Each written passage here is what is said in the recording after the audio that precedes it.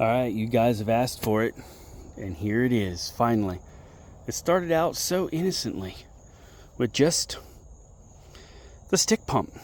I was doing just fine with a DeWalt Sawzall, and I got the stick pump, but then yellow, red doesn't match. Stick pump was too good, so I had to get the Sawzall. Then it ended up with several batteries. Then I got a kit with these two, with more batteries. Then I got the blower so I can blow off sidewalks. Then I ended up with the pipe shears. Then the vacuum. And it compounded until finally we have all of this. So let's go through everything and see. As you can see, I've got several smaller stuff here. Things I haven't even opened. New Sawzall blades, a locking quick lock. This is just little bits here. That's been sitting out. I've never even used this, so you see what it's got. I've got drill bits and extenders and what happens to be this? It's a Sharpie, but not any Sharpie. That is a Spike CD CG10 Sharpie. Made out of a Milwaukee. I've got a 1/2-inch adapter in the toolkit there. There's a 3/8 adapter to go into my impact here. Bit kit here. I use this here to open up Hunter valves that have the 5/16 hex head in them. This is just a little difficult to do one-handed. Sawzall blades. These are my root blades right here.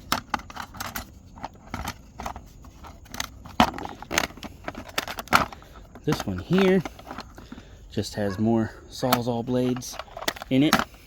This box that they're sitting on is the 40-quart Milwaukee cooler. It does pretty good for the job. It doesn't hold ice as long as like a Yeti would, but does pretty good. The stick pump. This is probably one of the most used tools out of my collection. Sorry, my nieces and nephews are over next door. No worries. This is probably the most used tool out of my collection besides the Sawzall or hacksaw and the pipe shears. This little thing right here is handy. At 9 gallon per minute, got a 15-foot head. That pump right there, I can probably do about 50 gallons of water on that 4-amp-hour battery down the end down there, which if you're just sucking out water around a sprinkler head or a valve, I can do multiple jobs without even having to change a battery on it. Now, shop vac is handy to suck water out of valves, or if I'm replacing a sprinkler head, I pull the sprinkler head up out of the ground, dirt gets down there on the barbed 90, I can suck it right out. Again, this is so I can blow off sidewalks and such. I've got my impacts here. This is just my 12-volt collection right here. My 18-volt collection is down there. Moving on to the hand tools. Yeah, I'm down here on my hands and knees. I got the hammer here. I don't know where my straight edge is. I couldn't find it.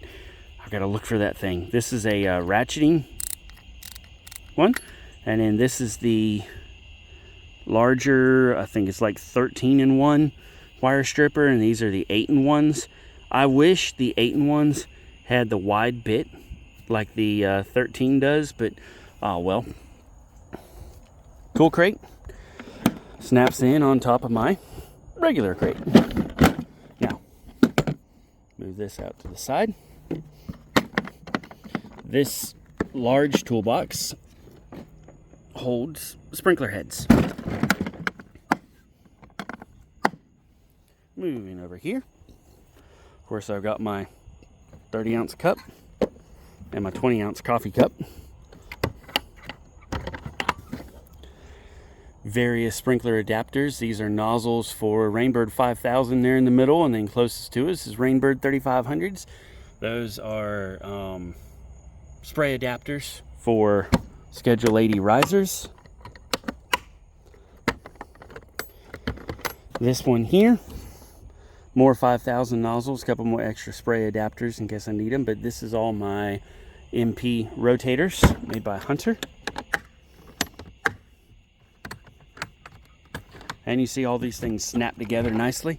This is my regular sprays, some caps, 1/2 inch and 3/4 inch caps, some flush caps there, a couple more nozzles, and then your flow regulators, not filters, your flow regulators there for your standard nozzles, and then your variable angle nozzles, or your Rainbird Vans.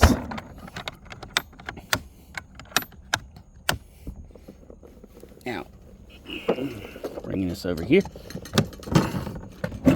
So you can see I'm getting low on 90s, about time to replace my stock, but I'm doing pretty good on 1-inch tees. Couplings, other special adapters and such are in the back of the truck there in a 3-gallon bucket.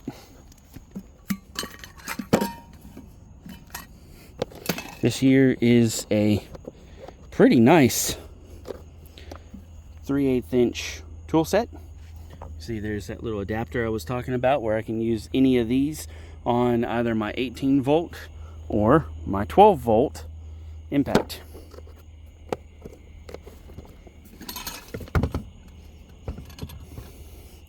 Just a simple twist and they're on. It's my newest meter, True RMS.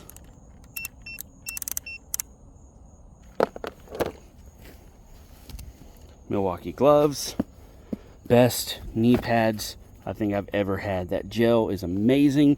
This leg strap up here holds them up and good and tight. Love it. Of course, I've got a Milwaukee ball cap. The combi tool. You can see the 3 attachments I've got for it over there. The edger. Now I use the edger for creating small trench for burying irrigation wire if I have to redo some wiring. I, of course, weed eater head. But that paddle wheel right there, that is the ticket for filling in irrigation trenches by yourself. Why would I have a rotary hammer? See, hammer right there does have the drill side to it, but see that clay spade right there? Yeah, if the ground gets a little too tight, Big Joe's coming out. I mean, come on, it's a jackhammer. It's too cliche to call it jack. That's Joe. These are the only 3 batteries I have right now. I do have a 18 volt pump, the transfer pump, not the stick pump, but the smaller one that sits on the ground and got the 2 hoses on it. 18 volt pump coming tomorrow, and a 5 amp hour battery. I think that's what that is right there, actually. But anyway, another battery coming, and then you see the tools there. Most of my stuff is Milwaukee fuel. This is not, because I just got this at a pawn shop so that I could have the battery for it. And then of course I've got my 18 volt fan. Now I can run that fan on number 3, which is the highest setting, with that 8 amp hour battery for like 3 weeks. It's incredible how little power that thing uses. So, all right, y'all have asked for a video of all my Milwaukee items. There they are. I hope y'all enjoy it. There will be a lot more coming, because let's slip over here real quick. This is my deck system. Yeah, it's getting a little off right now because trying to get that thing running. Still haven't got it finished yet, but that's going in the back of it. And then on top of it, on a bed slide, I'm getting a couple more of these boxes that are going to snap in on top on pack out adapters that will hold excess things that don't go in the box over there. Of course, the cooler is going to go in the back. There'll be a bed rack. I'll just use this as an example right here. A bed rack, not a bed rack, a pipe rack that goes across, coming down from it about 1 foot. I'm going to have 1/8 inch expanded metal with those monkey fist grabbers that all my rake, shovels, and everything are going to snap onto the outsides of the truck. And then there'll be a canvas cover that goes over the top and comes down to the level of the 1/8 inch expanded metal. So there'll be a bit of a gap between, but it won't be that much. I mean, it'll be about, I'd say probably about 10 inches, the measurement on that truck there. And then that tailgate is a 2011 tailgate on my 05, and it's got a lock, so it'll be locked. My boxes will be locked. The bed slide won't be able to come out. You'll have that pipe rack over, and things will be a lot more secure than just sitting there in the back of the truck. So there's going to be a lot more of the boxes that are coming. Those drawers right there. Let's walk over here real quick and I'll show you something.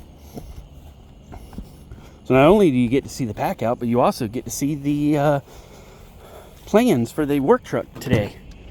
All right, this has become a storage thing. Don't worry about that. You see, I've got the 60-40 or 70-30, whatever configuration. This one's coming out. And this truck has been sitting here for over a year, so it's nasty inside. This one's coming out. You're gonna build a plate down here, and there'll be some chargers put on two chargers that'll do an 18 volt and a 12 volt each, put on a inverter so I can charge batteries on the go. That'll have a box that they'll sit up underneath, and then 2 of those 3 drawer boxes, like the 2 I have over there, the 3 drawer boxes with the foam inside and all my battery tools will have their own cutouts inside that foam, and they'll all sit right there inside the cab and be locked up in the cab. So you get to see the tool collection and kind of see the plan for the work truck as it goes. The Ranger has been good to me. You can see I'm back to the single cab because I got something going on with the clutch in my other Ranger. This is where most of those boxes sit. All the trash is falling all over. I've got to take time and clean my truck out this weekend. My cooler sits inside the cab. Everything else is in here. And my battery tools are shut up inside the other boxes. So there we are. Hope you guys have enjoyed this. Maddawg out.